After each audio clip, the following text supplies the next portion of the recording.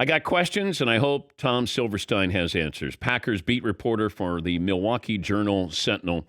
If I asked you a week ago what you thought was going to happen, how different would that be with the scenario we have this week, Tom?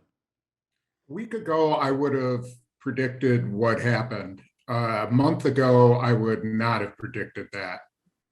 When I started to see reports that this wasn't about money, this was about principle and things like that, that's when I knew he was going to report, because it was sort of the process of him saving face, getting back, deciding that, okay, it's time to play football and time to end this whole thing. So that's kind of the feeling I got a week ago.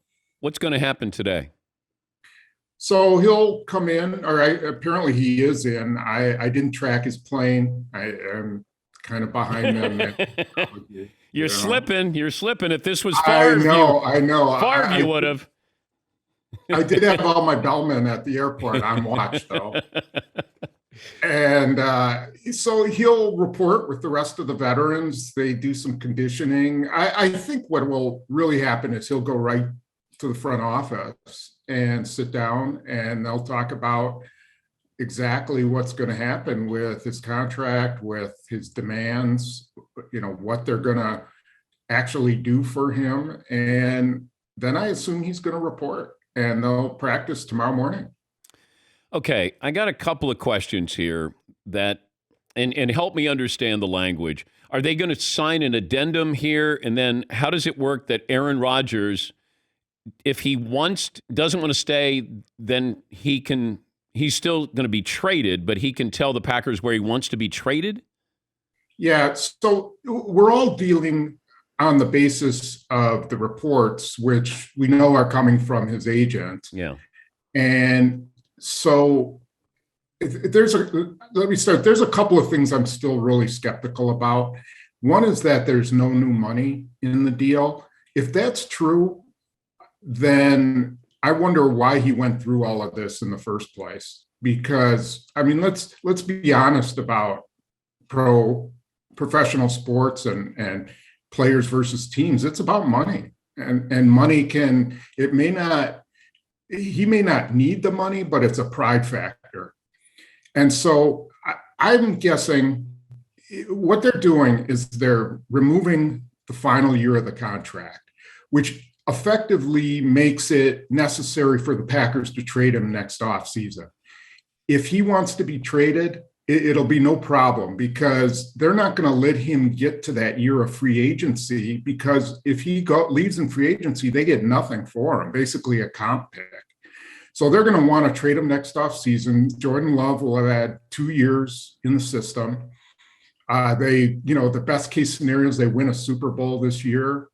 Rodgers moves on and tries to win a Super Bowl next year. Now, there is supposedly language that he can deny trades. He can pick the team that he wants to go to. So there will have to be some kind of sign and trade. But to me, all of it, and I hate to say it pains me to say it, but I think the Packers, it's not the narrative, but I think the Packers came out on top on this. I really do. I mean, you can't go against the NFL. A single guy cannot go against the NFL and win. They're a mega corporation, and they got rules in place that kill you as an employee. And I think he didn't get that much. If I could take the Packers back to February and you could trade Rodgers, or go back to draft night when they took Jordan Love, right? Which do-over would the Packers take? I think if they knew he wasn't going to play, I mean, now I guess this is probably me, the fantasy general manager talking, but I would have traded him in February. But it's regardless, trading him now, they could do it. But as it's been pointed out to me numerous times, if they trade him next spring, they know what kind of picks they're getting. Yeah. They know if they're trading them, if it's Denver and Denver's coming off a 6-10 season, that's a great thing for them, right? If they trade them now, and they trade him to Denver, and Denver goes 12-4, then those picks are not worth all that much. So at least they would know what they're getting, and they could set the compensation that way. And I wondered if you knew that you were probably headed towards some kind of divorce, you could have traded him like the night of the draft. I know Adam Schefter made it sound like it was imminent. You could have traded him to San Francisco, had the 3-pick overall and whatever else in there. Or the Rams, you could go back, and the Rams probably would have signed up for Aaron Rodgers before Matthew Stafford. I think there were so many options out there, Tom. That's why even now, if Aaron Rodgers goes, hey, I want to go to Denver. Well, what's Denver give up that's true compensation for Aaron Rodgers? But, hey, you've promised him that you're going to trade. I mean, it's just the gray area here is, Lots of it. Dark shade of gray. Yeah, and I think you mentioned it. What if he gets hurt this year and then, he plays 6 games and he's coming off of some kind of an injury? Then what are you going to get for him? And who's going to want to trade for him at 39 years old or 38 years old and injured? Now, that's a risk every player goes through. But to me, the Packers felt that this was somewhat of a bluff, and they were right. In the end, they were right. It was a bluff. He's back. They're going to this has been a 3-year process to get to the Super Bowl. They've been to 2 NFC championships. They've built the team. They filled a bunch of holes this year. And now, they have their quarterback in place. And whatever happens after this year, they're in salary cap hell anyway. So that's kind of an all or nothing year for them. So they needed Rodgers. They really did need Rodgers. Okay, so if you're Davante Adams, Rodgers is back. He's probably saying, hey, if I'm coming back, I want Davante Adams signed up long-term. If you're Davante Adams, do you sign up for a long-term contract? Or do you say, I want the same deal as Aaron Rodgers? If I'm Davante Adams and they throw down $40 million guaranteed or a $40 million signing bonus or whatever, you're going to take it. Yeah. You take what with the organization that you like, where you felt you've been treated okay. I think the whole Davante Adams thing was a negotiating ploy, and it's been used for years and years. And I remember when Brett Favre was going through this, Ryan Grant was a running back with the Packers whose contract was up, or wanted a renegotiation, and he used it perfectly, and got a great deal out of it. He didn't want to leave. I mean, I don't think Davante Adams wants to leave. Okay. But why not use whatever you can to leverage, as leverage so you can get a lot of money? I think they'll get a deal done with Adams. I don't think that's going to be a problem. And I think ultimately he'll either enjoy playing with Jordan Love or somebody else.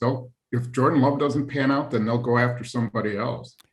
Do you know if they have a true assessment of Jordan Love right now, Tom? No, I don't think so. I think they have all of the athletic assessment, but they have no idea how he's going to react during actual play. This is kind of going to be the summer of Jordan Love, I think. Rodgers will get a lot of the practice snaps. But we'll call it the summer of love is what we need to call it, Tom. Yes, summer of love. Yeah, exactly. I just saw that movie. That's really good too. I think he will play almost all the snaps. Blake Bortles will get a handful of snaps, but this is the summer for Jordan Love to get as many snaps as possible, and for them to really get him to advance. You get one question for Rodgers. What do you ask him? What did you get out of it? I think that's really it. What did you get out of 5 months of, drama? Was it worth it? Did causing angst amongst Packers fans and the organization and all of that, was that revenge for you? Did you feel that evened the scales for whatever grievances you have against the Packers? I guess that would be my question. And I felt like it was a little bit of a PR move with his agent or agents by telling Shefty, hey, we told you this wasn't about money, right? Exactly. Yeah. Well. Yeah, I mean, I tweeted that like it just seems like all of a sudden now negotiations are on with Davante Adams. I sort of felt like they were going to say, okay, the negotiations are on with Davante Adams. He didn't get any new money, and the wildfires out west have gone out. All because Aaron Rodgers is coming back. I expected that to be in there too. This just in from Tom Pelissero. Aaron Rodgers has arrived at Lambeau Field. Just want to let you know, Tom. I gotta go. Yeah, I'll let you go. Tom, thank you as always. I appreciate your time. It's a pleasure anytime. That's Tom Silverstein, the Packers beat reporter, Milwaukee Journal Sentinel.